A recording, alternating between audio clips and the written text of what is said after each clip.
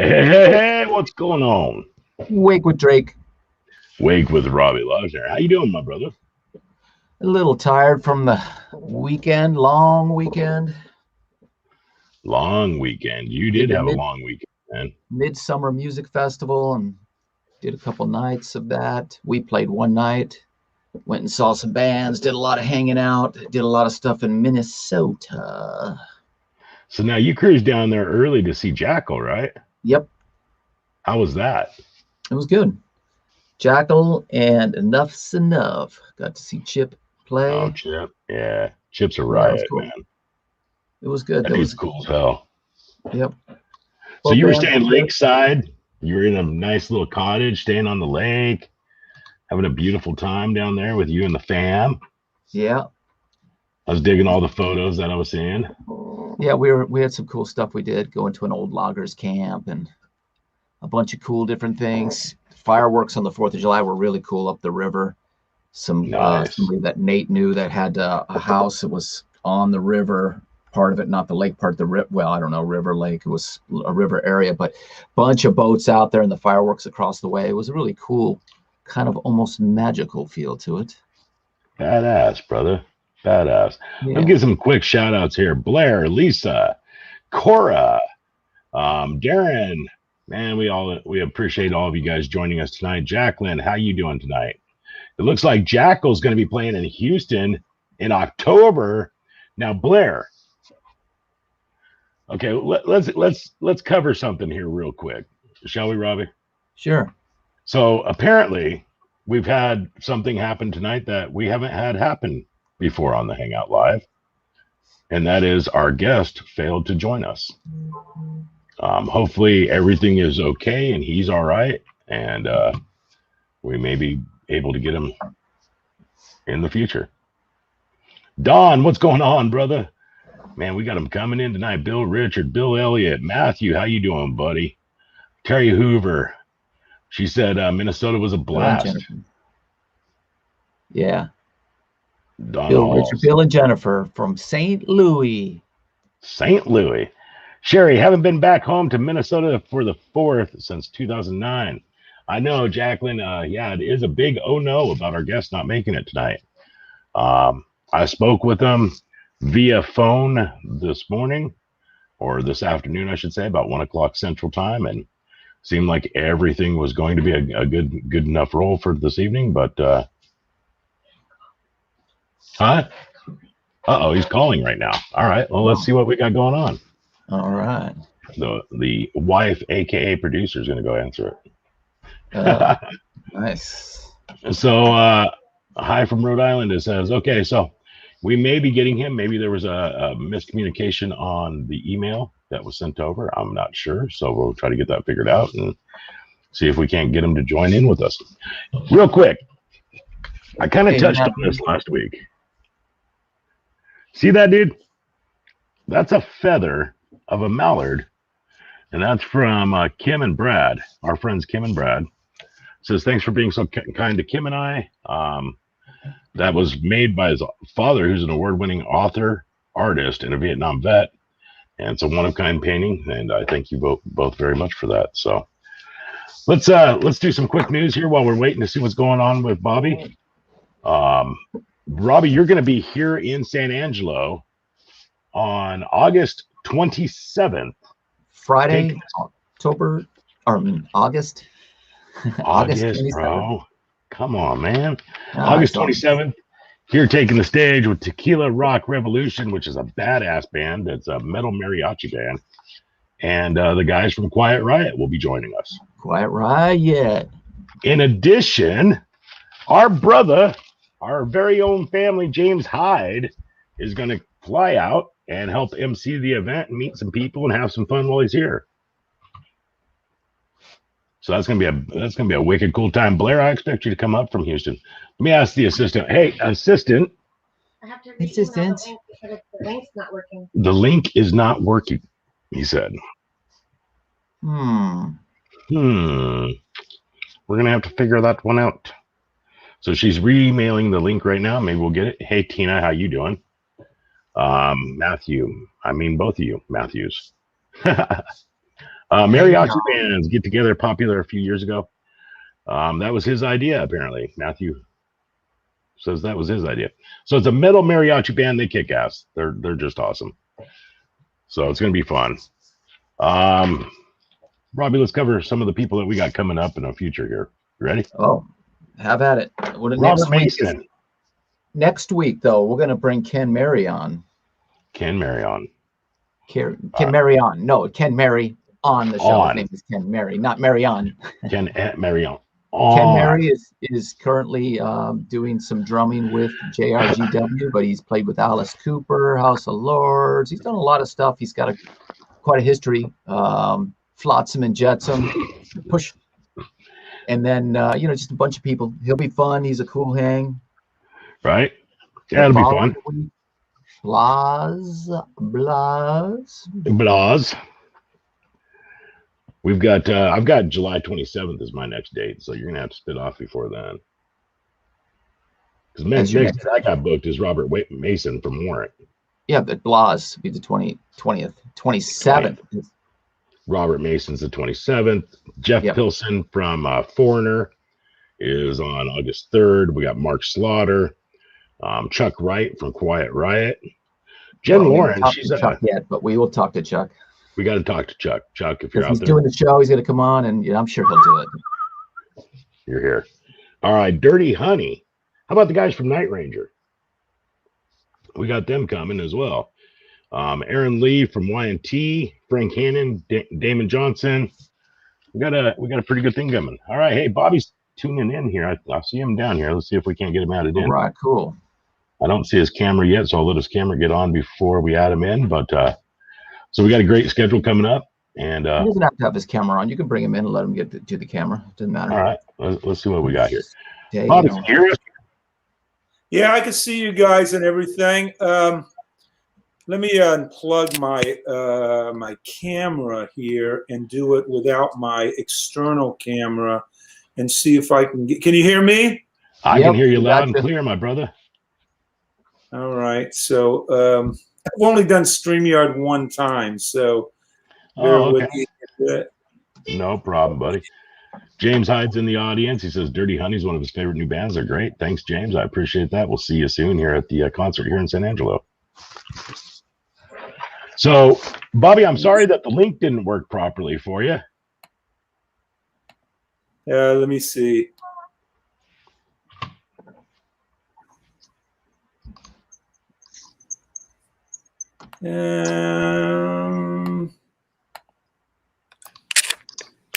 Let me see if this works.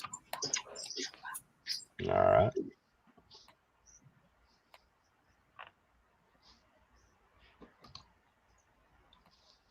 Cody. Yeah. No. Let me see. I do not know why the camera is not working. Something happened to your audio when you were doing that. You're coming in phased. There it is. There you are, buddy. All right. How you doing, brother? Oh, no, we don't have audio. I like the background. Let's see. Unmute mic. Their mic is not connected, it says. Do you see the little mic button down on your picture at the bottom of the screen, brother? If you can, click on it. There it is, buddy. There it is. All right. How's the quality? Is it okay? You're looking good, my brother. You're looking good. We're live on the Hangout Live here. We got a bunch of people that were waiting on you to come in, and they're excited to see you. All right. Very cool. I'm liking the background, brother. You're making me thirsty, though. Oh, thank you. I know. I was like, wait a minute. I got a little bit of everything. Well, mostly whiskey. I got some tequila and some vodka. Well, we're in Texas. Is there anything else to drink? No. I guess maybe water. So welcome to the show, my brother. So Hayden Vatera gave us the lead with you, and we appreciate Hayden for doing so. You've got a incredible background now. So I know we talked a little bit earlier on the phone about what kind of show this is, and really what we like to do is go all the way back to the beginning. We like to talk about how you came up into music, how you got attracted to music, and kind of go from there. So going back to the early years in San Antone, looks like you got your first drum kit for $14 from Sears from your mom. Is that correct? Yeah, it was at Christmas time, and me and my brothers were getting interested in music. I have two brothers. I have a younger brother, Ron, who's about a year and a half younger, and then my older brother, Ralph, a year and a half older. And we were starting to get into music, 70s, pop hits on the radio, that kind of stuff. And we were wanting to get a couple of instruments for Christmas with no intention of who was going to do what, So we got a little toy organ, one of those little 2-octave organs or whatever, and then in a toy drum set. Basically, it was from Sears. And that night in Christmas, my brother was already starting to play a little Christmas songs on the organ. My younger brother Ron, and me and my older brother didn't show too much interest in the drum kit, but after my brother then started taking piano lessons, my mom asked me if I wanted to take drum lessons. And I was like, I don't know, maybe, I guess, or whatever. And so I started taking lessons from a local guy, and I started to like it a little bit. It was cool, and as things progressed, I got a little bit better drum set and started to learn to read music and that sort of thing. And so it worked out pretty good, I stuck with it. And, I just, for the first couple of years, I guess, we would play a few songs, him playing piano and me playing drums, make up our own songs, that sort of thing.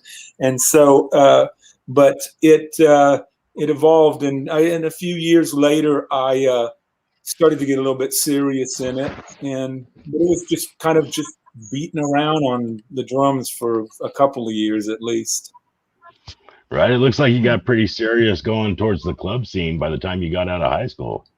So you were I'm losing your connection here. Uh-oh. Yeah, I heard half of that. What was that? Looks like you got pretty serious going into the high school years. You were hitting the club scene by the time you were in high school, right? Yeah, mostly playing with my brothers. What ended up happening was my brother Ron ended up moving as we started to get into different bands like Kiss and Rush and Aerosmith and Ted Nugent, learning all that stuff. We started to get into a little bit heavier music, and he naturally went to guitar. And then my older brother took up the bass. And so we started playing like high school, like talent shows and a few local clubs and stuff like that. And when we were in high school. So that's kind of how that evolved. And we started, we're doing cover music and writing our own stuff too. Hell yeah, brother. So it's just the three of you guys then? You had just the three of you guys had your band for a while? Or did you have another guy, like a singer or something? It was just the three of us. And then when we got into high school, and it's kind of towards my senior year, a good friend of mine was also playing guitar at the time. John Bentley is his name, and he ended up joining the band. So then it was the four of us, and none of us could really sing. I mean, we didn't have really vocal capabilities or anything, but we all sort of picked the songs we wanted to sing, whether it was UFO or, as I mentioned, Judas Priest or whatever. Whoever thought they could do a good job on a song or whatever. That was the guy who took the vocal duties for that song. And so we did that for a few years, but none of us turned out to be great singers or anything like that. So 1986, you get into Juggernaut, correct? Yep. San Antonio-based band, signed to Metal Blade Records.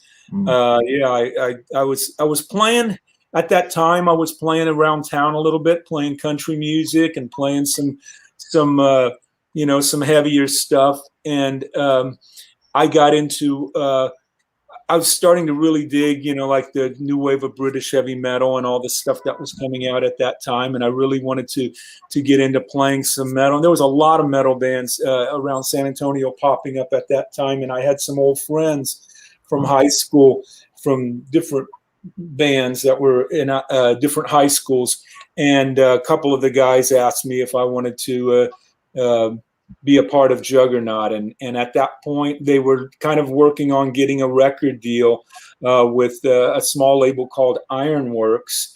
And then that kind of folded, and then it turned into Metal Blade. And so I joined the band just hoping to play out around town a little bit. And it turned into the band actually getting a record deal, which was a big thing in 1986, having an album, that you played on. And so it turned into that for me with Juggernaut. And I recorded 2 albums with them on Metal Blade Records, which was awesome, Oh, that's cool.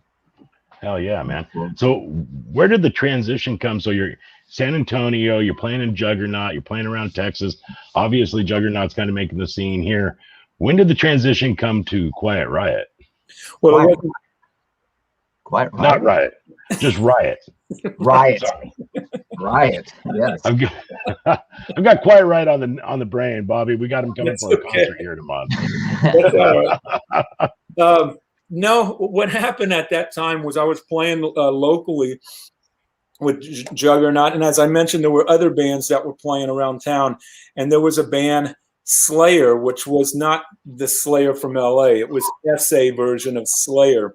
And there were 2 Slayers that basically popped up at around the same time in 84, 83, whatever that might have been.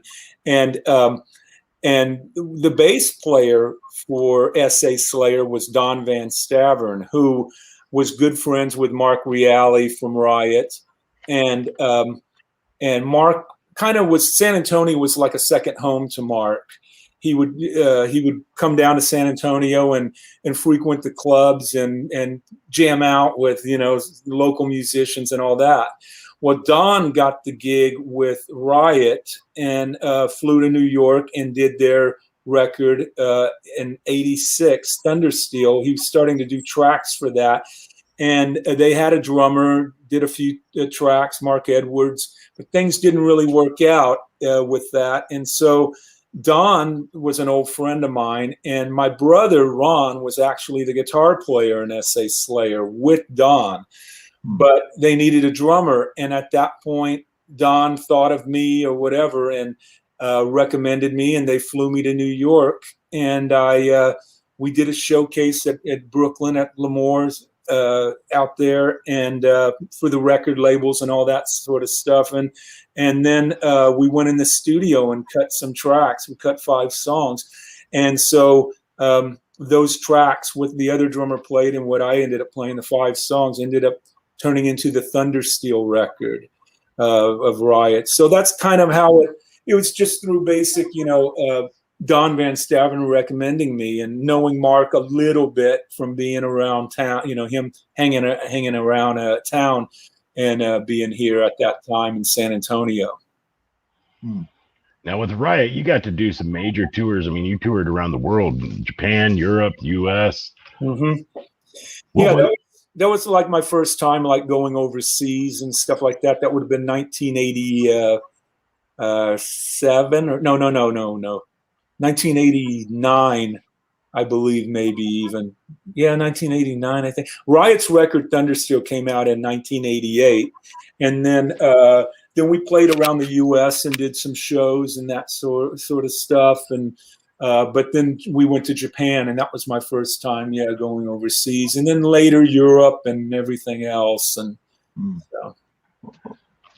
Brett Kaiser wants to know, was the singer Rhett, R-H-E-T-T? Was that the singer of the band? Well, Riot was around since like the late 70s, and it went through a lot of changes as far as personnel. And the first singer was Guy Speranza in sort of the late 70s. up until 83, maybe somewhere around there. Then Rhett Forrester came in 84, and they did about 3 records with Rhett. And in 84, 85, sort of, the band kind of broke off a little bit for a little while. And then the reformation of Riot was the one that I was involved in, and Don was involved in, and Tony Moore was the singer.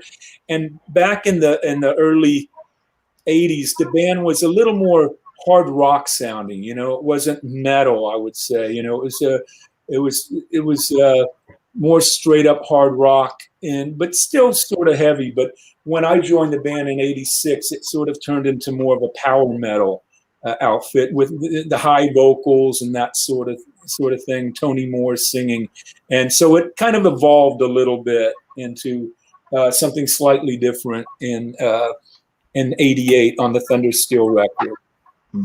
Nice, brother. Blair Abernathy wants to know from Houston, Texas, who is your major influence in drumming? Man, I mean, there's so many, you know, like early influences, I guess, you know, I mean, like as I mentioned, when we started talking about 70s music and growing up with that and that, you know, I like bands like Three Dog Night. So Floyd Speed was, you know, an influence, and, you know, bands like Rare Earth and whoever it might be. And then later, when I started to really get into drumming and studying drumming, obviously Neil Peart was a major influence. With a lot of the drummers that were coming out of the hard rock sort of genre. And then also guys like Simon Phillips, Terry Bozzio, you know, a lot of those guys. And then later on, Dean Castronovo, when he was doing the Shrapnel records and all that, that was some really intense drumming. So it's sort of, you know, kind of it evolved into a lot of, you know, drummers over the years. And then I listened to a lot of studio drummers, a lot of, you know, some jazz or fusion kind of guys. But yeah, there's just a lot of influence. Somebody wrote, God bless Rhett Forrester, something like that. Rhett did die a little while back in Atlanta, I think, where he was from. It was, I think he got shot or something. Oh, wow. Yeah, very, very. I don't know if it was, you know, it was a crazy scene or something. Yeah. Wow. Tragic. Yeah. So you stayed with Riot. Now, the next thing I have on your timeline isn't until 1993. Did you stay with Riot that long?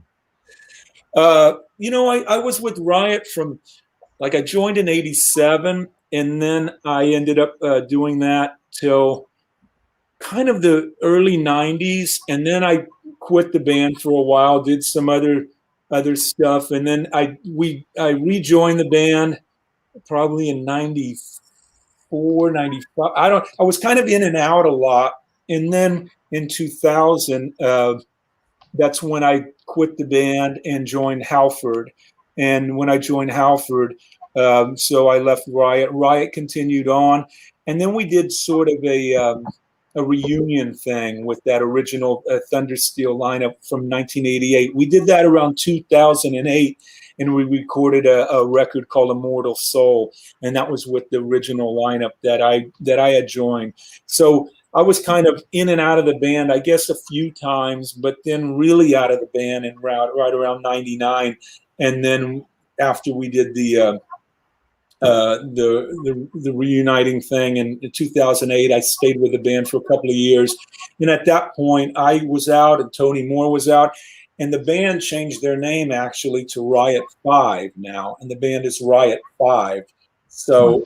And it signifies the 5th lead vocalist of the band. So the band has changed a little bit over the years, and the band is still playing. You know, the band is still out there recording and doing records and playing gigs. Nice, brother. Now, Nice. didn't you live in California for a while? Did you move out here? Yeah, I lived in California for right around 2003 to 2008. We were there, me and my wife were there for about 6 years. And that was when Halford was kind of winding down, when I played with Rob Halford from 2000, 2003. And then at that point, I had gotten to know a lot of people in LA and made a lot of friends, and the drum companies are there, and, you know, just the whole thing. It was really cool. A lot of musicians. So me and my wife talked about it and said, hey, well, let's move to California for a while and just see how it goes. And so I was there for about 6 years, and it was cool living out there. I hated the traffic, as everybody. I hated, like, if you go to the bank, you got to park at a meter, and then you got to put money in the meter, and then, you know, and then you come back out or whatever, and then you got to go to the post office, and you got to put money in the meter to go to the fucking post office. And then my rehearsal room was on Hollywood Boulevard, right there on Hollywood and Ivar. And it was a 2-hour meter up and down the street. And I would be in my practice room up there in the 3rd floor, and I'd be working on something. And then I'd look at the clock and I say, okay, yeah, it's 2 o'clock. And then, you know, and then I look at the clock and I'm working on something and really, you know, recording or doing whatever I'm doing, and I look and it's 4:15, and then I run downstairs and I run to my truck, and there's a damn parking ticket on my truck because I didn't put more quarters in the damn meter. You know, like, I hated that. I absolutely hated that about LA. Oh, And nice. it's expensive. Me and my wife had a 1-bedroom apartment in Glendale. And I don't think we were paying that much, $850 or $900 or something. It was okay, you know, but one bedroom with a lousy air conditioner and just the living room, and then to the bedroom, you had to keep your windows open, put a fan in there. It was a drag. I mean, the living out there was not. You know, it's LA. It is what it is, unless you're making a lot of money, and you know, which I was not at the time, and so But, you know, I did like being out there. But me and my wife, she's a school teacher. So every year we would, when it would be summertime and she would get off from the school year, it was always that talk like, okay, do you want to stay in LA to another year, or do you want to move to San Antonio back home? And we did that for every year. And after 6 years, we said, the hell with it. Let's move back home. Sounds like you guys have a lot in common, Robbie. Yeah, my wife's a school teacher too. Oh, really? That's cool. Yeah. She's been doing it a long time.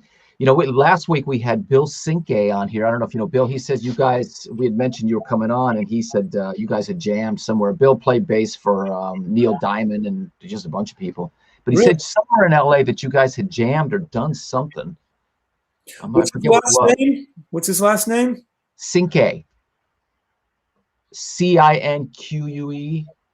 Wow, that didn't sound familiar. Maybe when I was living in LA, I played a lot with a lot of different people locally and stuff, and a lot of pickup gigs here and there, you know. Yeah, it's probably one of those. He says he was going to jump in the thread this week and ask a question. I go, yeah, please do. So far, I don't see him. Of course, I need to put my glasses on to really tell, but yeah, I don't see him. God, man, that sounds familiar. I'll probably think of it later, or I'll probably like something will spark my memory or something. Yeah. So, Robbie, when did you play for Halford? That was brief, but it was in 94. 94. Oh, was it part of the fight? I guess it was. Yeah. It was when Russ had quit the band. Wow. Yeah. So it was like they needed somebody fast. I mean, it was literally 5 days and no rehearsal and gone.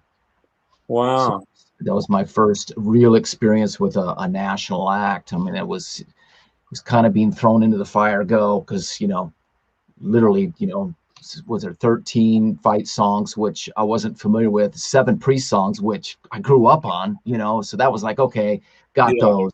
The fight stuff, I'm like, man, I'd run through it all day long and come back and not remember a thing. Go, have to keep running and running and running, you know, 5 days, and then I was gone and we played, and it was good though. It was cool. Yeah. So I think we've done some shows together too with Jack Russell, correct? Yeah, we have. We've done a few. When we played on the boat with you guys a couple years ago, I watched every one of you guys' shows. It was great. You guys Sebastian? Yeah, it was cool. Yeah. I loved it. Went and, you know, with Jack, me and Jack went side stage, one of them. A bunch of them I just went out front and just watched the band from the front. Didn't Sebastian get him up on stage when one of those? He came up on stage with us. Oh, Sebastian did, yeah. Yeah, I don't know if Jack went out on there. I don't think Jack did. I can't remember. He might have on the one on the deck. Yeah, we did a show somewhere, another place with you guys. I remember it was like Nebraska. outdoors, something. I remember. It was Nebraska. Yeah. Yeah. Yep. Remember that. Little That bit. was the first one. It was outdoors, and then Nebraska, and then I want to say the other one would be the other three on the boat, which was really cool because you guys happened to be playing when we were off, so I was able to. You're the only band really that I saw all three, other than Night Ranger, but I didn't get to catch all of Night Ranger's sets. But I got to see all you guys' set, the entirety, all three shows. It was cool, and you guys switched it up each night. Like there'd be different things, different covers, or he'd throw in some cover tunes, and you guys would do something different each time. Sebastian likes to do that, especially when you see having some people who are watching like on those ships where it's 2 to 3 performances from each band. He does like to mix it up a little bit if we can. Sometimes it works and sometimes it doesn't. Yeah. Especially when you're trying to throw something together like that, which does happen. Right. Yeah. We've got all kinds of questions hitting right now. Laura wants to know: Did you play with Halford on a solo album tour? Yeah, I did Resurrection, that album, and then I did Crucible. I did then there was a live album, Live Insurrection, and I did we did a Christmas record called Winter Songs later. That was like 2007, and then we did Made of Metal. We did that in like 2010 when Rob kind of came back and did Ozfest. It was at that time it was Ozzy and then Motley Crue and then Halford were kind of like the three sort of headliners. But the first tour I did with Rob was the Iron Maiden Queensryche Halford tour, and that was in 2000 Yeah, and we did that, and that was all of U.S. It was some Canada dates, and then we went with Maiden to Europe and did shows in Europe, and then we split off and we did Japan on our own. Then we came back and went to South America and did the soccer stadiums with Iron Maiden, and then we did Rock in Rio, and that's where the Rock in Rio DVD came from, and the live record, and Live Insurrection, and all that. So, but that was my first tour with Rob after doing Resurrection. That came out on Sanctuary Records, which is Iron Maiden, Rod Smallwood's record label. And then we did tours after that on Crucible and whatever. And then that's when Rob went back with Judas Priest in 2003. So I was with Rob doing those tours and records for 3 years. And as I mentioned, then we got back together in around 2007 or so and did the Christmas record, and then later Ozfest in 2010, I think it was. Wow, brother. Nice. Mm-hmm. Iron Maiden, one of my absolute all-time favorite bands. I had to have been surreal sharing a stage with them, man. Oh, yeah. I mean, it's a weird thing, not that this is a big deal to even talk about, but the Iron Maiden Live in Rio or whatever theirs was called, DVD, there's a clip, and I think it's Adrian Smith or Dave Murray or somebody's getting into an elevator or whatever, and we're coming out of the elevator, and it's me and a couple of the members of Halford. And it's kind of funny, just to see that. Hell yeah. That's cool. Hell yeah. Cool. So I got to tell you, they were great to tour with, of course, The stadiums, the arenas, the soccer stadiums, that's a massive amount of people out there because those shows get huge.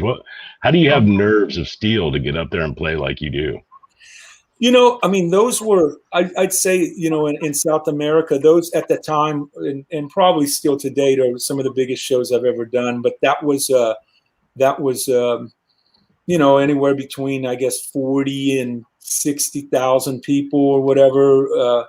And that was, and then Rock in Rio was the very last show in Rio de Janeiro. And that was like 200,000 or something people or something like that, 250,000. But, it was kind of a slow build to that. Because like I said, we did the US and then we went to Europe and then all that sort of thing. But to me, if you look out there and there's 5,000 people or there's 250,000 people. It looks kind of the same, you know. I mean, it sort of does, you know, and it doesn't make a difference really if it's, you know, that vast amount of difference to me as far as you know, how many people are out there. But it is pretty crazy when you watch the Rock in Rio DVD or whatever. And I remember looking out there and seeing how many people were out there. It's pretty crazy.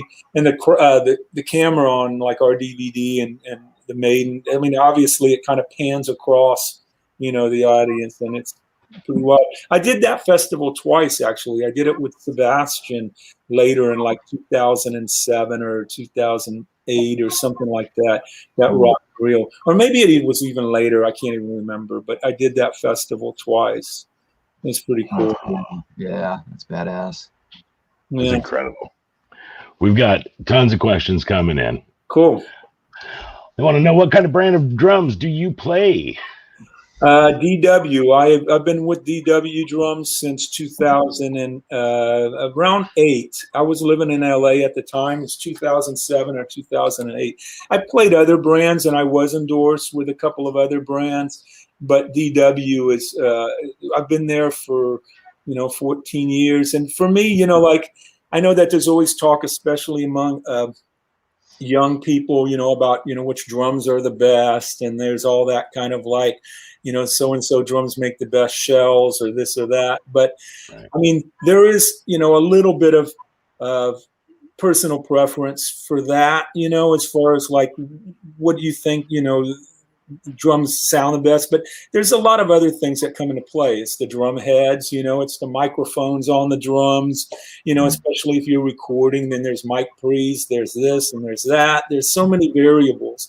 And it's the way, you know, the sticks you use and how you hit the drum and you know, your own attack, your feel, you know, like whatever it might be, how you mute, how you muffle the drums, if you have them wide open or if you have, you know, a lot of tape on them and that sort of muffling. So there's a lot of variables in drum sound, but I think, you know, all the really great drum companies make great drums. It's the same as cars or you know, or trucks or whatever. They all make great, you know, great product. But I mean, especially, you know, like in the music business, and Robbie, you probably know this, you know, relationships are with your companies are really, really important. And you got to have, you know, a drum company or a guitar company or whatever that's really behind you as an artist and really supports you and that sort of stuff. If you break something out on the road and like I was, you know, like in Europe or whatever, and I had even spare cymbals or something, but I broke a cymbal or two while I was out on the road one time and cracked a cymbal, and I'm like, how do I get another cymbal? I'm in the middle of, you know, Bulgaria or something, you know, and I'm like, you know,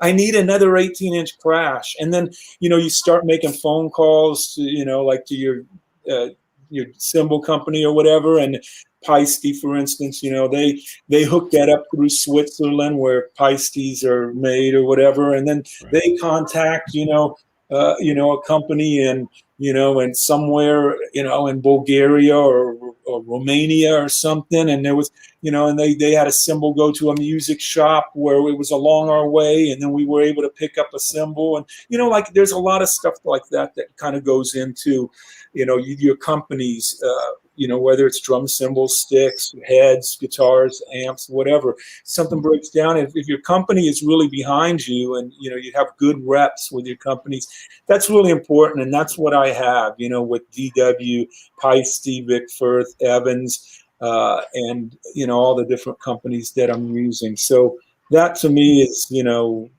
the great thing about having an endorsement. It's not, I mean, it's nice to get free stuff or, you know, like discounts and all that stuff, but it's mainly it's, you know, being able to call on somebody and say, hey man, these guys, you know, they're gonna, you know, get something out for me that I really need to make the gig happen, you know, whether I'm in the studio or live or whatever it might be. Yeah, that's cool. That's badass, cool, man. So talking about your playing, I watched a video. So funny story. Okay. You filled in for my business partner's band one night called the State Line Band. And Patrick, the drummer, was sick with COVID and couldn't make it to the show.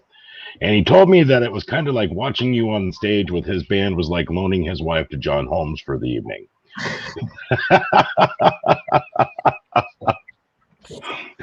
Oh boy, Man, I didn't even want to get back up on stage, dude, after watching this. But I was watching this video that he showed me of you. Right? it's horrible. All right. But you have cymbals behind your heads, man. And when you hit them, you mute them immediately. Mm-hmm. Dude, where did that come from? Because that I'm just gonna say that shit's sick, dude. That's Well, wicked cool. Of course, I don't do when I played with the State Line band. Yeah, it wasn't there. I don't do that. I mean, and it's weird. People ask me about that, and I don't do it I do it with bands where I think it's sort of appropriate, or I can kind of not get away with it, but it adds to the show or whatever. And one of those would be Halford's band, Riot, Sebastian Bach. Even when I'm playing with like Fate's Warning, I don't do the cymbals behind me because that's more of a prog gig. It's a progressive sort of thing, and it doesn't really work for me to have that there. And also when I'm playing country music, of course, I don't do it with the bands that I play with. So, but that came about. It was a weird story. If you want me to tell the story about, Yeah. I was a friend of mine was playing in Don Dokken's band, not Dokken, but Don Dokken when he split off from Dokken, and he had they had drummers audition for that band, and when they did, it was kind of a cattle call thing. And this friend of mine, guitar player Billy White, was telling me, he said that a drummer came in, and regardless of how much time he had to set up, I don't know if it was he had time constraints or whatever, but he said that the guy had a cymbal that was behind him when he was playing. And I said, really? The guy had a cymbal behind him? And he said, well, not exactly behind. It said, there was a lot of equipment because all drummers were bringing in different stuff, and there was extra floor toms and this and that. And he said, so the guy had to reach far back to hit the cymbal when he played a fill. And I thought about it, and I said, wow, man, that must have been crazy to see if it actually looked like a guy had a cymbal, behind him. So I went to my practice room, and I took a cymbal, put it on a stand, and set it up behind me, and was playing a groove and whatever. And I hit the cymbal, and I was like, that's okay. That's pretty easy, And so I play a drum fill and do the same thing, and to the right of me. And so I did that, and I was like, well, maybe I'll try, both, putting one on each side. So I did, and I put them about even, but I was already playing open-handed at that time, and it was weird to go like this. So I put the other one a little higher. And so the right one was a little lower, and I was playing fills and beats, and then reaching over, hitting the left with the right hand and right with the left. And I thought it was pretty cool, and at that time that was around 91.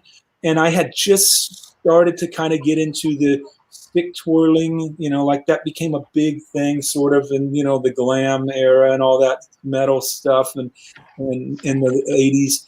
And I started to get into that, and I was doing, just the basic stick move and all that. And then I started to figure out I could hit a cymbal and then like do an upstroke on it and then do a twirl coming out of it or whatever. And then incorporating it kind of around the cymbals. And it just turned into something that I started doing. And then I started taking it out on the road and doing it live. And it's pretty interesting. People know me for that, they see it, and it's a visual thing. And it's still funny though, because like I'll be doing a one-off with Sebastian or something, and I'm out there, and they're, they'll have the drums there, and I'll be setting up my kit, and some guys will be helping me or whatever, and putting my stuff together, and I'll start setting up the cymbals behind me, like that's my last thing that I do or whatever. And immediately people, like the backline, guys and whatever, everybody starts kind of looking like, what the hell is he doing? He's gonna hit those, So it's kind of entertaining to me, and I act like I'm totally unfazed by it or whatever. But it's kind of humorous. But like I say, people, they know me for doing that, and it works. It's a good visual thing for certain gigs.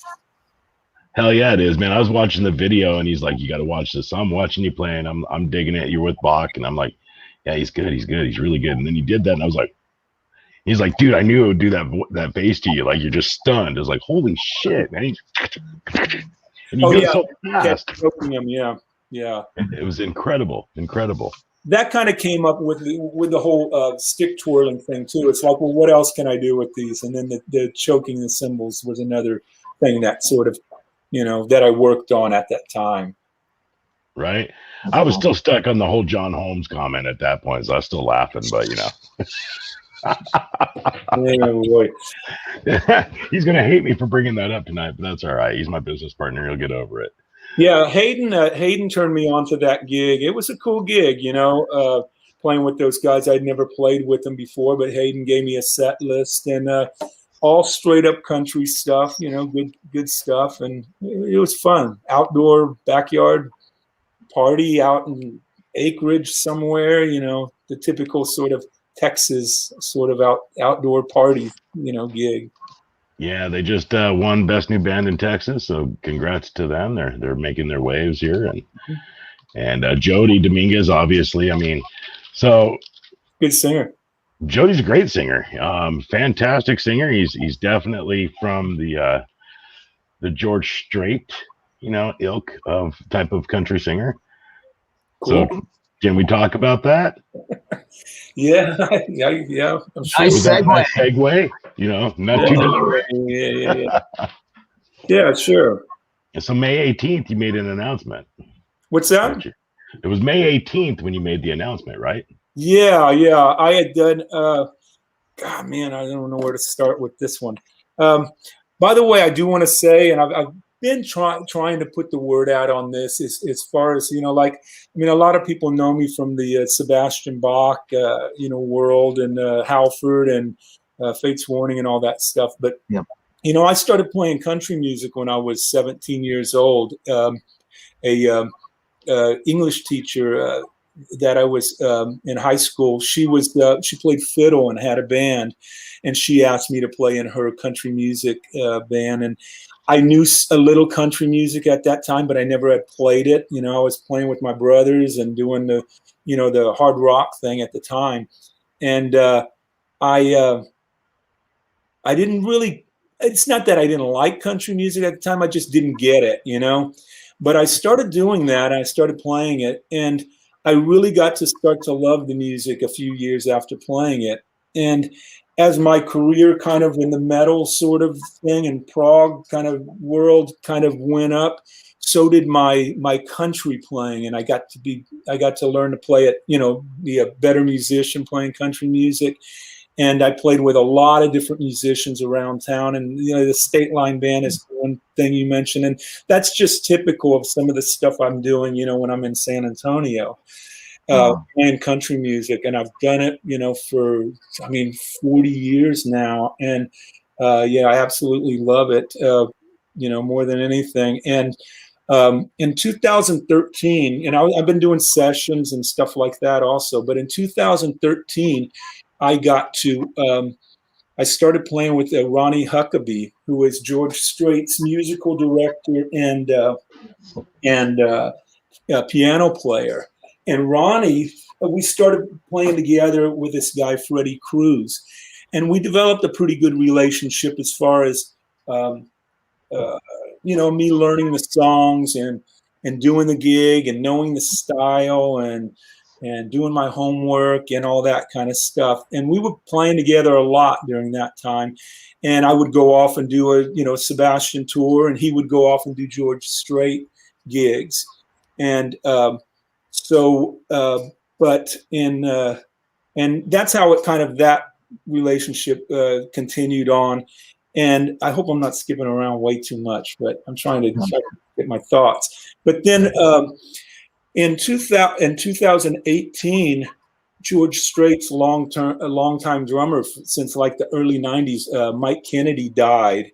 Oh, in a car accident in Nashville. Yeah, and of course, I mean, he had been with George for 27 years, something like that, and as well as the rest of the band. A lot of the guys have been with George since the 80s. Most of the band members. So at that point, they were looking for another drummer, and in at that time, George Strait's guys also have a side project that they do, which is called the Texas Jam Band. And Texas Jam Band does big clubs in Texas area and around, and dance halls and some corporate stuff, private, stuff. And it's 4 members of George's band in the Texas Jam Band. So when Mike died, Ronnie Huckabee asked me if I was interested in playing with the jam band. And I was like, I mean, it's crazy, but I was like, yeah, I'll do it. And at that point, I played with them for a couple of years with 4 members, as I mentioned: Benny MacArthur, the guitar player; Rick McRae, the other guitar player; Mike Daly, steel player; and then Huck playing keys, and sometimes Joe Manuel playing guitar, acoustic guitar. And so and things were all good. And George did have another drummer that played for a little while with them after Mike died, doing the George Strait gig. But for whatever reason, I guess it didn't work out, or hadn't been working out. But then after all this COVID stuff sort of kind of went down, and the band, now that George Strait had gigs booked coming up or whatever, for whatever reason, George wanted to make a change at that point, and I got the call if I wanted to do the George Strait gig. And yeah, pretty unreal, man. And so at that point, like I said, I'd already been playing with some of the guys, but I got the set list, and I got and it was 30 songs. We did a show, a private event in Austin on May 15th. And I, with George and Ben, it's a private event for like 75 people. Wow. Yeah. Wow. And you played 30 songs at that event? Yeah. It's like a full concert, a full show, George show. It was just like a normal George Strait gig, but it was a smaller stage. Yeah. It was a private event for a guy that was, and I don't want to go into details about all that, but it was, and so we did the set, and we practiced. Well, I should say, we practiced 3 days. I got a gnat flying around here. We did 3 rehearsals, and we did 3 rehearsals in San Antonio here, and then we did the show in Austin that Saturday, and it came off great. And I got a text from George the next day, and he said, "You played great last night. See you in August." And August is Vegas, and we have 2 shows at the T-Mobile there, and then from there we have 6 more shows for the rest of or 8 shows remaining in 2001, and then I got the schedule for 2002, 15 shows for 2002, 2022. Yeah. So yeah, it's insane. I mean, I've been, like I said, I love country music, been playing it all my life, and playing George Strait songs since the 80s, of course. And I mean, I've played with some of my heroes, playing with, Rob Halford, of course, and being part of his band and working with him. But, playing with George is, that's, I mean, I would say that that's the hugest thing, for me, is to play with an artist, like that. I would never think, being 57 years old, I would be getting a gig like that. I mean, it's, it's amazing to me. It's, Yeah, it's pretty cool. I mean, most people wouldn't even think that a guy who's playing in a metal band, most metal drummers probably could not do that. It has to be something that you've been doing for a long time because it's so, I mean, it's different. It's your Yeah. approach got to be just way different. Or the flip side of that is a country drummer. I mean, could they play the metal? You know what I mean? It's you don't It's see a that whole much. different, it's a whole different deal. I mean, it's completely different. And Yeah. when I had mentioned we were talking about Riot, and I said, and I was thinking in my head, I said, well, I quit the band a couple of times here or there, like during those times, and it's like nothing's going on in my metal world or whatever you want to call it. And at that point, I had gotten a really good country gig.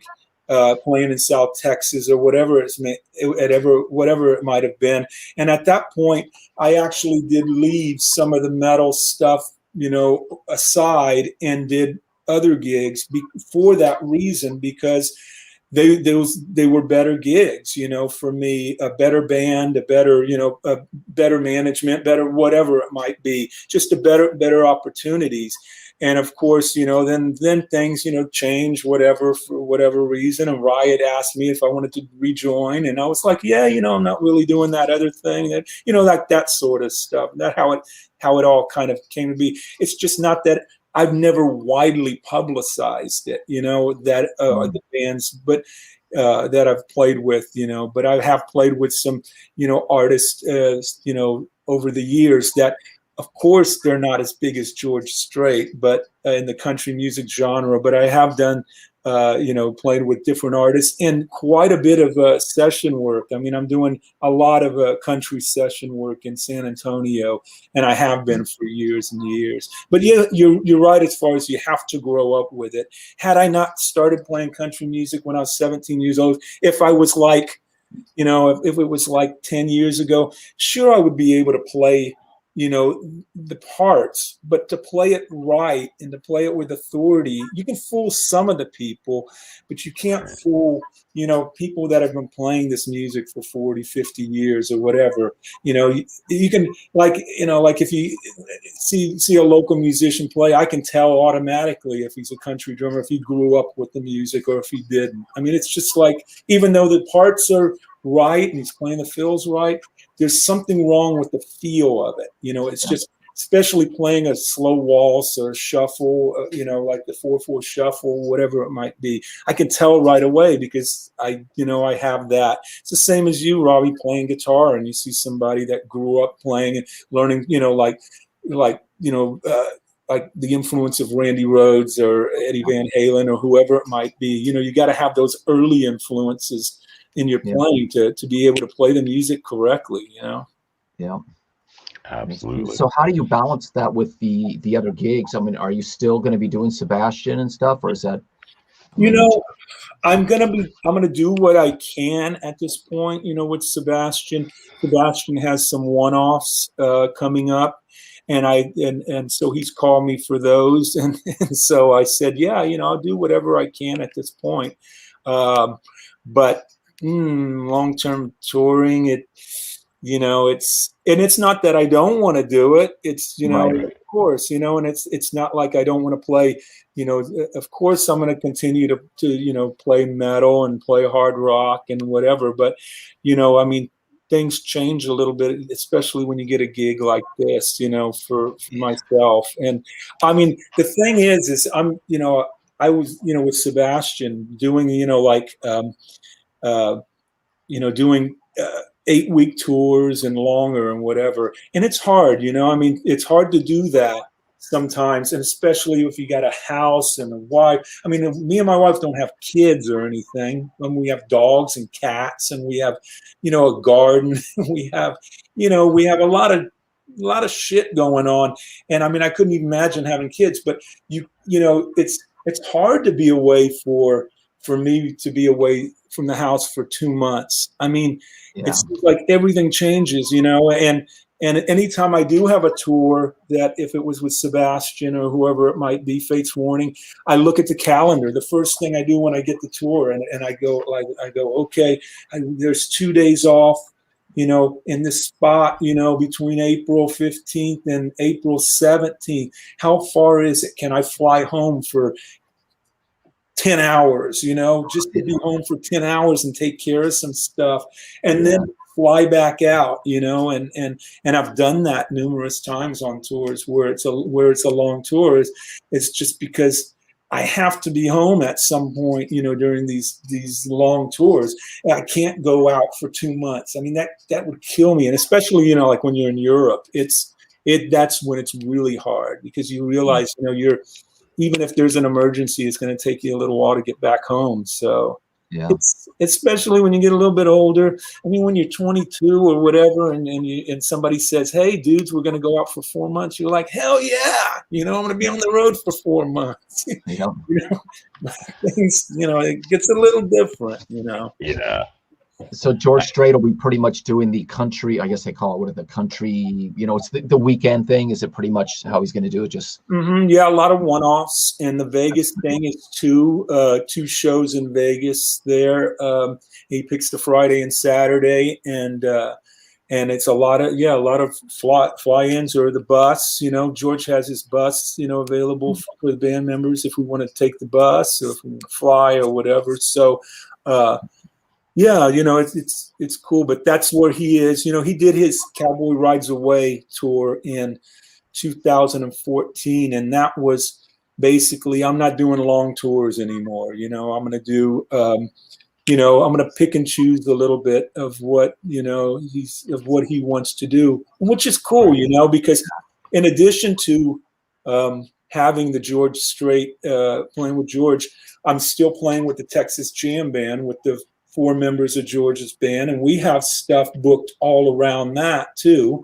And then if Sebastian has some one-offs or if Fate's Warning has something, I'll be able to do a little bit of everything, hopefully. But, if somebody gets a permanent drummer and they say, "Hey, Bobby, you're out," if Sebastian or Fate's or something, they said, "Dude, you're out of here now." If you can, like that could happen too. I don't know. I mean, I just do what I can do at this point, Sure. Right. Sure. That's cool. Amen, man. So the Texas Jam Band, that's pretty interesting. I'm only about 3 hours north from you. I'm in San Angelo. Oh, really? Yeah. We played there. We played there a couple of times. Right. I think we need to bring you back up here, man, because I do shows as well. I've got Robbie coming out for a show on August 27th with Quiet Riot and Tequila Rock Revolution, Hayden's new band. That he's got that metal mariachi. But I think we should have you guys up. Obviously, I can't afford George Strait to put him on the stage, but the Texas Jam Band. Well, there's a club there. It's called Fifi Dubois, something. Fifi Dubois, yep. I've played there with the Jam Band. We actually did New Year's there a couple of years ago. We played there, not this, but the year before we played there. So yeah, dude. Yeah, I gotta have you up here. Cool. Yeah, we do a series of concerts called the Country Strong Concert Series. Wow. And we just had Aaron Watson with Morgan Miles and the State Line Band play here not too long ago. But we'll do another one here in a couple of months. So we need to stay in touch on that for sure. Yeah, definitely. Just that'd be badass. I'll shoot you the info of who to contact. Right on. Right on. So a couple other real quick questions for you. And I don't know why, so I'm just going to ask them. Okay. Did you have any pets when you lived in Los Angeles? Somebody actually Somebody actually asked that. If you had any pets when you lived in LA. We had 2 cats because we had a stupid apartment in the upper level. So we did have 2 cats, Pearl and Lucy. Pearl and Lucy. Both of them were with us when we left San Antonio and moved to LA. And so we had those 2 cats, but Pearl died. The cat. I know who wrote this question. I had to go back and find it. Yeah, I see it there. Edmund Wynn? Edmund Wynn. He's being an idiot. And then Glendale, Matthew wants to know if you remember the goat meat burrito truck in Glendale. I don't remember even seeing food trucks like back in those days. No. Yeah, I lived in Burbank right next door to you there for a while. Really? Yeah. Where in Burbank? I lived off of Catalina, up off of Topanga, going that direction. Yeah. So, right there by the studios, we had what was that? By the horse ranches, sort of. Yes, yeah. Yeah. Out going towards, you know how Carson had that place out by WB and all that. Mhm. Johnny Carson had that huge ranch back there on the backside of WB. No, I didn't know that. Wow. Yeah, I lived off of Catalina, which came down that road where he was at. So our house was this big, and his house was, that big. So Yeah, we lived in Glendale, right there, kind of a little south of the 134, between like Brand and or Central and Pacific or something. Yeah, we had an apartment over there. Yeah. nice, Yeah. nice. They want to know: do you have a steel player in the Texas Jam Band? Oh yeah, of course. Yeah. Mike Daly is the steel player for Texas Jam Band, and he's actually. It's funny because, he's been with George. I think. Well, he formed the band. Him and one of the other guys in the band, Terry Hell, the bass player. They formed the band in like in the 70s, somewhere around mid 70s. They formed the band, and they had a band, and they basically auditioned George Strait. Wow. Join the Ace in the Hole band, which is their band, Ace in the Right. Hole band. So George auditioned for them, back then when he joined the band. And I'm not sure what year that was. George's first records were coming out in the early 80s. So maybe it was still even late 70s when George did that. But Mike has been with the band, Mike Daly, for forever, I mean, and he's still there. The guys that have been with George, like Ronnie Huckabee, his musical director, has been with him since like 80, early 80s. And then, as I mentioned, most of the guys have been with him since then. There's just there's like three of us that have been there for a short while, and two of the guys, Joe, the acoustic player, and John Michael Whitby, the guys who play strings and sort of and organ and stuff like that. They've been with him since 2005. And I mean, that's a great thing about the George Strait gig, is the longevity of all the members of the band. And, he really respects that, and keeps those guys on, and they've stuck with him, man. So, it's a great gig. Well, obviously takes care of them, that's which is great to see in this business, because not all artists do that. They don't take care of their band like that. So yeah, that's awesome. Very true. Yeah. Very cool. One last question. Mm-hmm.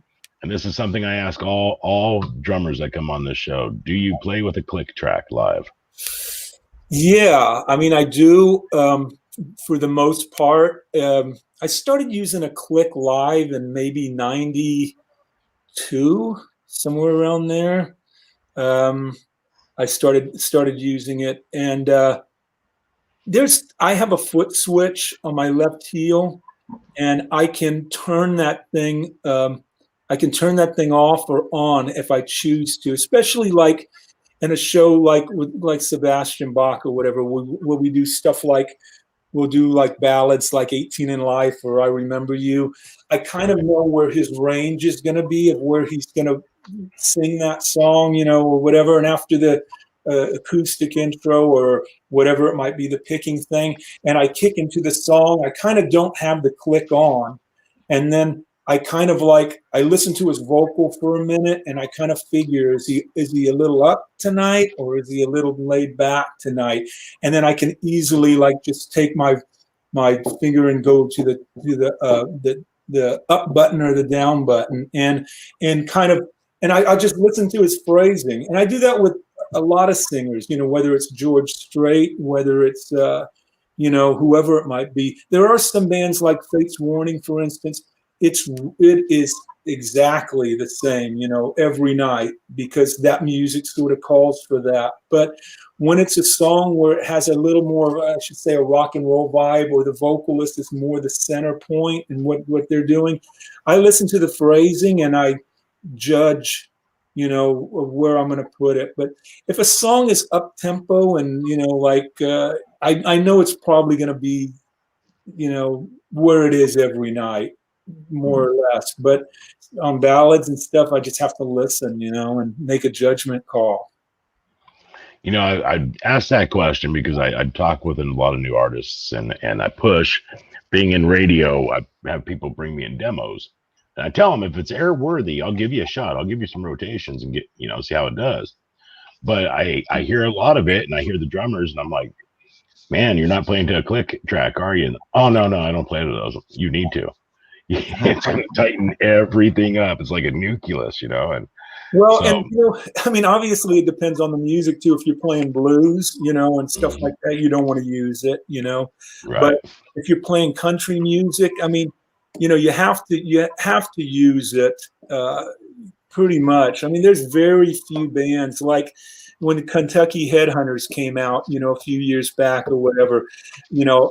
Fred Young, the drummer for. I don't think they were using it back then. And obviously in the 80s when stuff was cut, in the 70s or whatever, drummers didn't use a click track because they weren't really available. But you had some great drummers, Larry London, Eddie Bayers, and a lot of those guys, that Jerry Croon, a lot of those guys had great tempo, of course. They were studio drummers. But you kind of have to use it, in the studio today. It just makes so much more sense, for the song.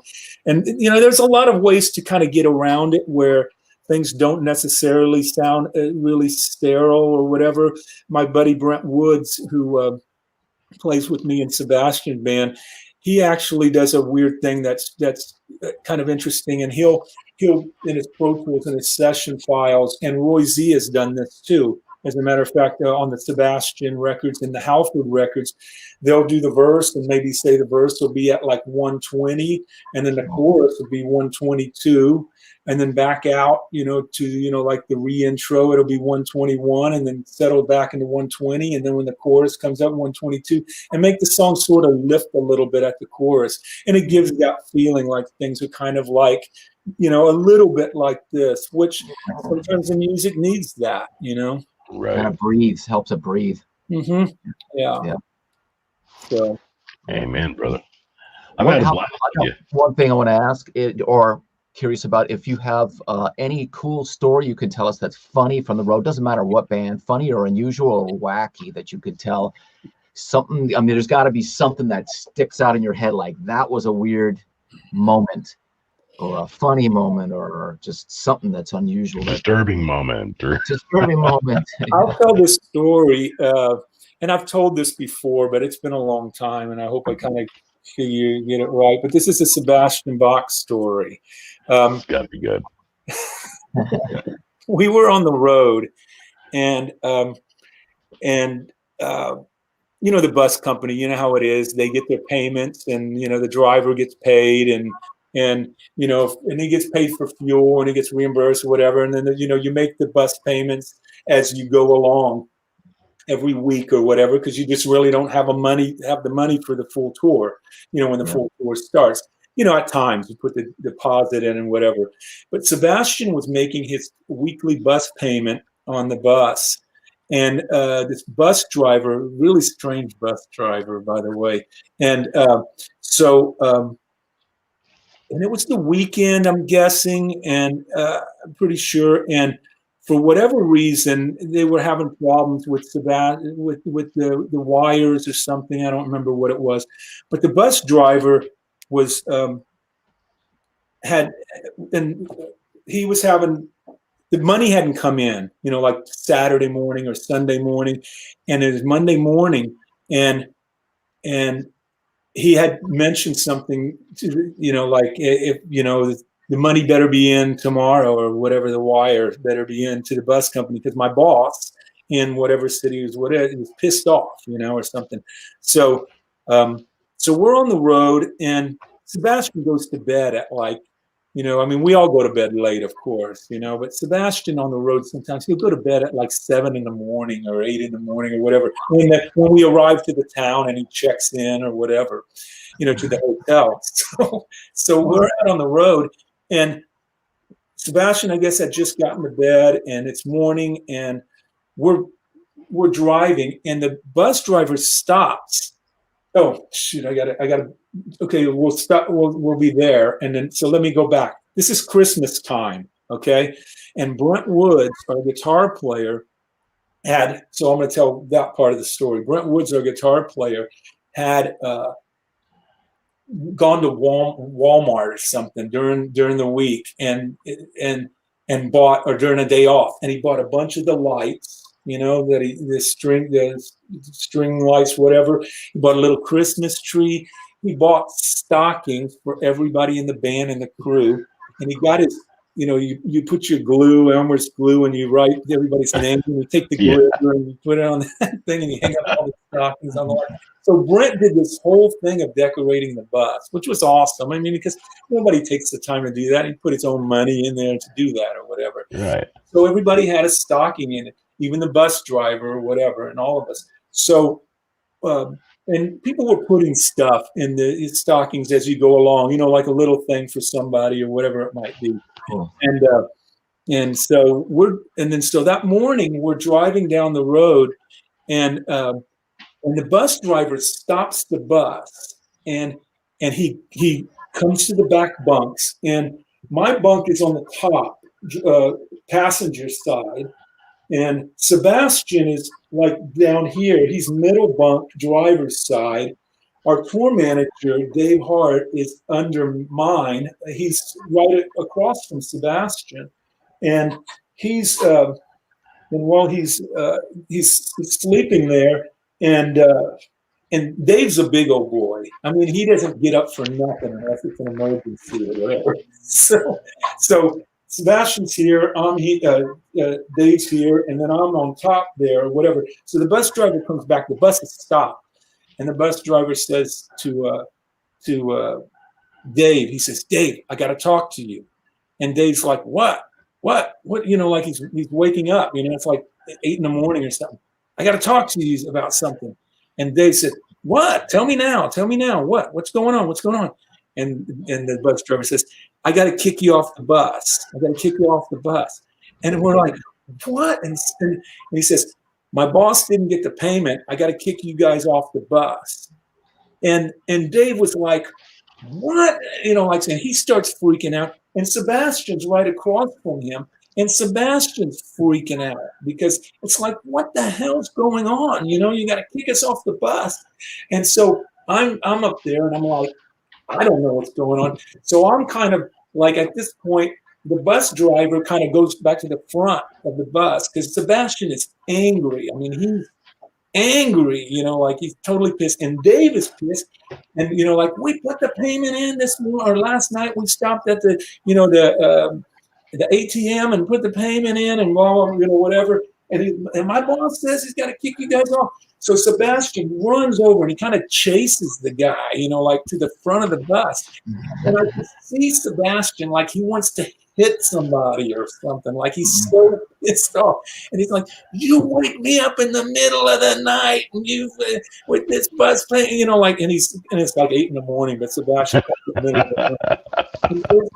and so Sebastian, like, he's so angry that the only thing that he can think about doing, he sees the stocking that's hanging up on the lights with the bus driver's name on it, and he takes that stocking off and he yanks it, and really crazily, none of the other stockings or the lights, nothing fell. But he takes that stocking off, and he's taking, and he goes to the garbage can, and he opens up the garbage can there in the bus, and he throws it down in the garbage can, and he goes, "No Christmas for you."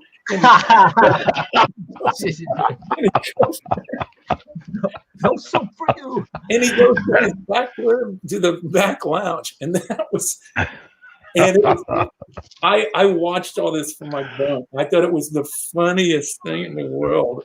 But you guys get to stay on the bus? Yeah, the payment came in like about an hour later. Like it hit the account or something. So yeah, we ended up staying on the bus. But yeah, it was very wow. That's funny. One of the that's freaking great. Now I've got to answer this. Laura says, "Aren't most bus drivers strange?"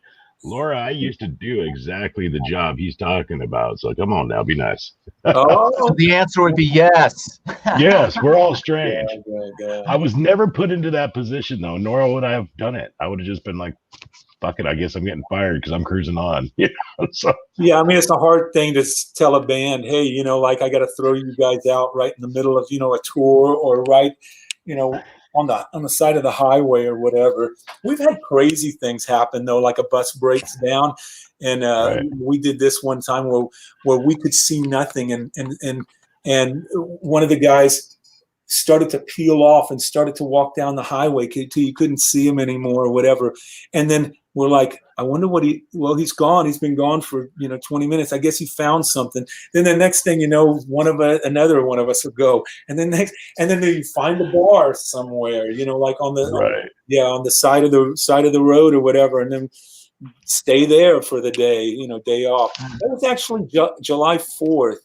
And I remember we all kind of ended up at the bar on the side of the road when the bus broke down in time.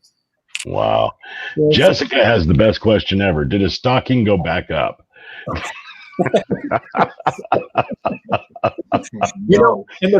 the thing that was kind of funny was this bus driver was like, he said that he used to be a singer. I remember, and so when everybody was kind of putting gifts in everybody's little stocking, he put a cassette tape of his own CD in everybody's stocking. Oh, come on. How tacky is that, dude?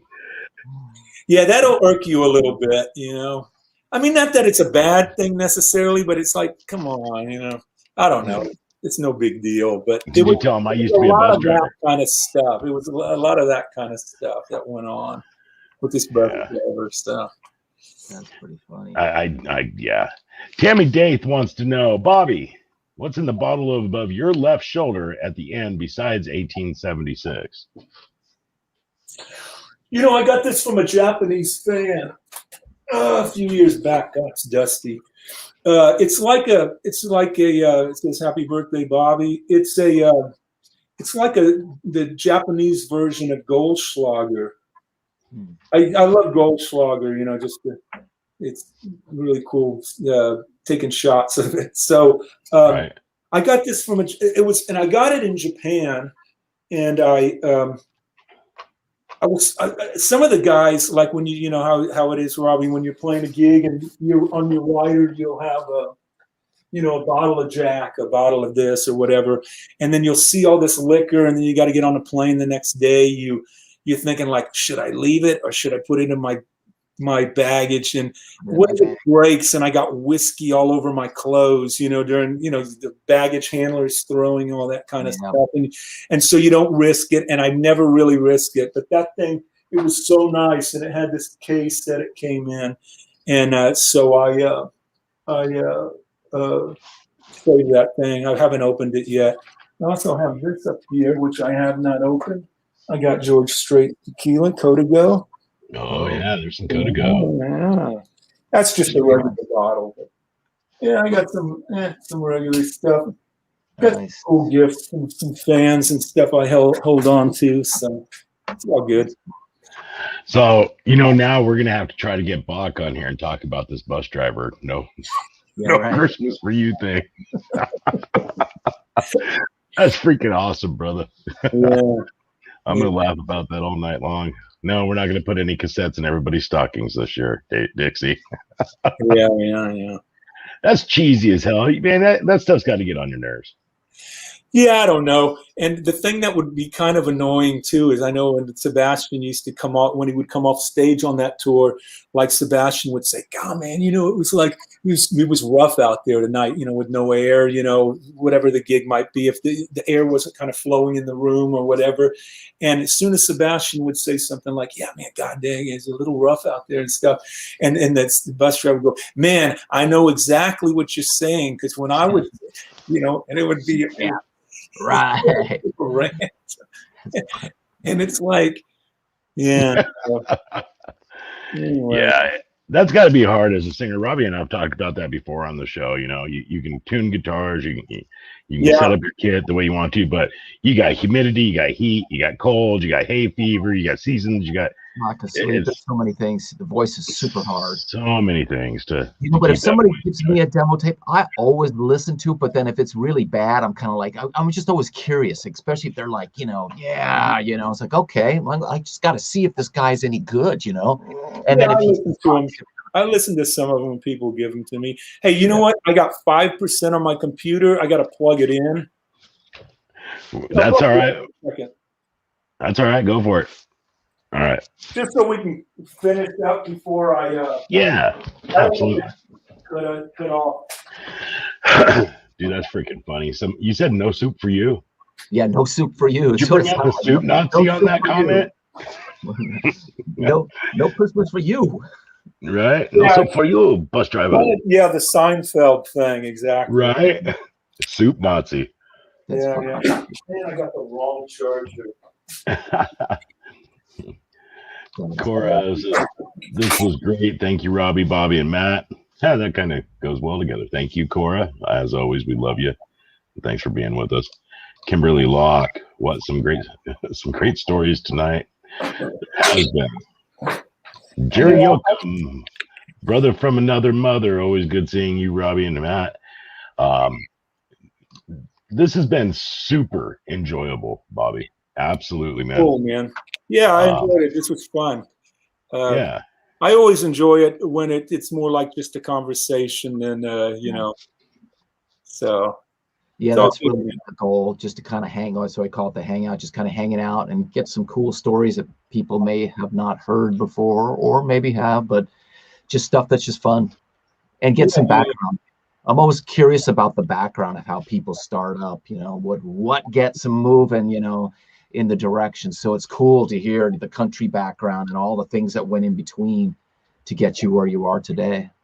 Cool stuff. And I tell a lot of people, I said it is about the relationships that you have with people who whatever. And, like people will ask, how do you get the big gigs and, that sort of stuff. And it's like, man, every gig that I did is led to, something else, and, you got to don't take every single gig, but, you got to take some important steps, along the way as a musician in your career or whatever, be good to people and, do a good job, do your homework on the gig, don't show up late. There's a lot of kind of those typical things, but they're really so important.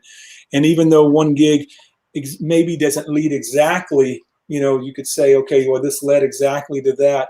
Sometimes you don't even realize there were so many points that had to be made in between there, to make that particular thing happen. And that's kind of what happened is, always happened in my career. But as I mentioned, being 57, I kind of was thinking, like, I'm not going to get a big gig anymore. It's like, and that's okay. That would have been fine with me. I'm happy with my career and the way everything. I got to play with some great people over the years, so many great people and great musicians and all that. But, it's kind of a little bit of a new chapter for me and a great one, getting this play with George Strait. So unbelievable. Yeah, as long as you're breathing and alive and you can do it, anything's possible. Yeah. Anything's possible. And, and that's great advice, what you gave about, it's common sense, but a lot of people don't get it. It's not just being able to play the gig. It's being able to hang, being on time, doing your homework. All that stuff is important. Some people don't know that. They just don't get that. It's like, well, Yeah. Yep. It's good to hear you guys who are doing it go, yep, it's important. Of course it is. But yeah, sometimes you need to hear it, So we had about 7 comments about your goatee tonight. Here's one of them. Yeah, I wish I could grow mine. Mine just breaks. We're going over there like that. Yeah. Yeah, I guess so. I had to shave it a few years ago, though. It's just to tell a story. I was packing my drums at a local gig around here, and I tripped over my 10-inch tom as I was packing my drums in the back of my truck. And I guess maybe I did have a little bit to drink that night, and tripped and popped my chin on the concrete, and I had to shave it. And grew right back. And so, wow. it gets too bushy and weird, so I put it in the little Pony. yeah. So Heck yeah, man. Yes. Yeah, I have to keep mine trimmed because not only do I do radio and all that stuff, is I run restaurants too. I have a couple restaurants up here, and I can't do the face mask, dude. The whole beard net thing, I just can't. I would love to have that, but you put nylons on my face. It's supposed to be a good time. You know what I mean? That's cool. All right, brother. Thanks so much, man. I appreciate you very much. And, yeah, next time I'm out there in San Angelo, for something. That's where you're at, right? Yeah. I run a couple radio stations here and do some concert promotions. I want to bring you up here, brother, for sure. Yeah, I'll get you that info, for Yeah. the booking agency for the Texas Jam Band. I think you would really enjoy it. It's a good show, that the guys, we do a lot of George Strait stuff, and we do, Merle Haggard and, a little bit of everything from, the sort of the classic, country genre of, Yeah. we're not going to do any of that new, like it's country, it's real, real country music, and it's a good show. So No, none of the bro country. No, that. Yeah, Patrick, the drummer from the State Line Band, is my business partner in the concert promotion. So cool. I think he might, be okay now. He might be healed from the John Holmes syndrome, but I'm dogging him because he's going to watch this, so he's got to hear this. But no, we want to do some shows where we bring some more Texas talent and just focus on Texas and really Texas country, the old school stuff. So not all the new stuff, but some of the old school stuff. We want to pay homage to it. So I think that'd be great. So thank you so much, my brother. Cool. Thank you so much, Drake and Robbie. This was fun. You bet. Yeah, all right. Thanks again, my friend. Right on. All right. That's Bobby joining us here on the Hangout Live. Dude, I love it. Yeah, it's great stuff. I love the stories. I'm so happy too. We got the link fixed. We could have got so many more stories too. You imagine, there's just so many things that sometimes we should just take a one of these shows and just have somebody tell stories that they can remember from the road, things that happened, because it's entertaining for people to hear those kind of things and go, wow, these things go on,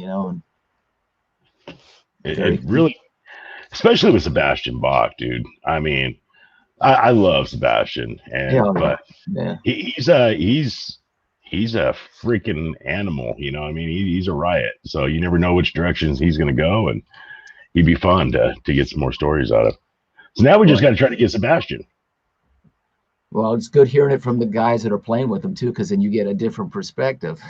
You might not get those stories or those perspectives from him directly, but yeah, I know what you're saying. Absolutely. All right, so that was a great show tonight. Let's go over a list here again real quick. Who do we have next week? Next week, Ken Mary, drummer from Alice Cooper. He's done a lot of stuff. JRGW at the moment. Yeah, he's your drummer right now. He's working with you guys, man. That's killer. Yeah, super cool guy. Plays with Flotsam and Jetsam, so he does the metal, does the rock, does a lot of different stuff. And super cool guy. Got a lot of good stories. We've been talking out, when we've been out on the road, we'll hang, and I'm getting, just getting to know him and like to hear some stories. And I'm like, dude, you got to come on our show. Come on. we want to hear some of this stuff, So, absolutely, brother. Absolutely. He's got to have some killer stories of Cooper. Yeah. So we're getting a lot of drummers and bass players, which is cool. You normally don't hear from a lot of these cats, and they're the ones that are holding down the fort. Let me tell you. Amen to that, brother. Amen to that. Who do we have the week after that? Blas. I got to confirm with him, but he said he's doing the 20th, so I'll send him a message and make sure he's. Uh-oh. Did I lose you? Looks like I'm here by myself. There we go. Blas Elias. I'm still here, bro. Oh, what the heck happened? Well, Tammy made a comment that we should get George Strait on and wear cowboy hats. Wink, wink. So yeah, right. I fell off the screen and came back with one on. Nice. So now we've got Blas the next week. The week after that, we've got Ken Mary, then Blas, and then the week after that is Robert Mason from Winger. Warrant. I had to do it, right? The whole cherry pie gig. Well, we got to confirm all these, but we have a lot of them booked. Jeff Pilson. Mark Slaughter, Chuck Wright, Jen Lauren, Dirty Honey, Night Ranger, Aaron Lee from YT, Frank Hannon, Damon Johnson. We've got a great list coming up. So it's going to be fun, man. It's taken off a little bit, and we appreciate each and every one of you every week. Thank you, Jessica, for the nice hat. And those of you who watch in reviews, and everybody push like on the page, or if you're on YouTube, or if you're on Twitch, push it on Twitch. Tell your friends, push like, and if you're in review land, because I know more people review this than see it live. Yeah, for sure, then brother. Start come watching us live and get in on the conversation. You see Drake look at those comments. I try to. I'm trying to. By the way, so on that note, we had somebody in our comments tonight that was just kind of being a D-bag. Oh, really? Yeah, so I had to block him. Uh-oh. And that cut out a lot of the comments for me for some reason. Not real sure. Do you know who it was? Yeah, I'll call him out. Bill Powers was just kind of getting out there a little bit. Going on about kicking ass and all kinds of stuff, just constantly kicking ass. Axl Rose, I'll kick his ass. Anybody says this, I'll kick their ass. Oh, so I just said keep the ass kicking to a minimum. He denied that, and I said, well, Bill, I love to kick ass, so don't push, Drake. But look at Drake's guns. He's gonna kick some ass. You don't want none of this, brother. No, but for real, man. I mean, we're here to have fun. We're here to support each other. We're here to love each other. We're here to come together for one common passion, which is spending time together and hearing stories and talking to these people. And education too. It's great education to hear from cats like this, Yeah. Yeah, you just gotta keep it kind of under control, and if you don't, then I'm gonna boot your ass just like I did tonight. So, and I hate to be that guy, but I'm gonna be that guy. All right, cool. So the rest of you, we love you. We always do, and we appreciate all the support we get. And until next time, Robbie, we'll see you next week. That was